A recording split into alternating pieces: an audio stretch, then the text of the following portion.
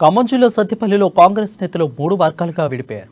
వేరువేరుగా రాష్ట్ర ఆవిర్భావ దినోత్సవాల వేడుకలను నిర్వహించారు.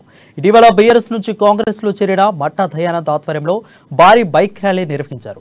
మాజీ మంత్రి కాంగ్రెస్ సీనియర్ నేత సంభాని చంద్రశేఖర్ ఆధ్వర్యంలో టీపీసీసీ అధికార ప్రతినిధి మానవతారాయ్ ఆధ్వర్యంలో వేరువేరుగా కార్యక్రమాలు నిర్వహించారు. ఒకే పార్టీకి చెందిన 3 నేతలు విడివిడిగా కార్యక్రమాలు నిర్వహించడంతో స్థానికంగా ఉన్న కాంగ్రెస్ శ్రేణుల్లో అయోమయం నెలకొంది.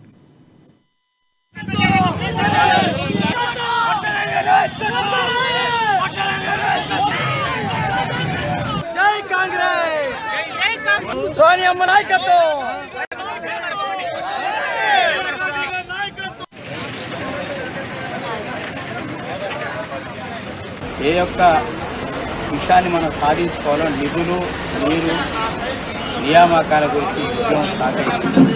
ఇవన్నీ 3 అంశాలు కూడా ఈ ప్రభుత్వ హయాంలో, టీఆర్ఎస్ ప్రభుత్వ హయాంలో కానీ కేంద్రం ఉన్న బీజేపీ హయాంలో సాధించుకోలేకపోతే చాలా దురదృష్టం. రానున్నటువంటి ఎన్నికల్లో మన కళని సాకారం చేయించుకోవడానికి, మనందరి ఈ రాష్ట్ర అభివృద్ధికి, మనందరి సంక్షేమానికి మనందరం కలిసి కాంగ్రెస్ పార్టీ గెలిపించుకుంటే మన సహకారం సఫలీకృతమవుతుంది.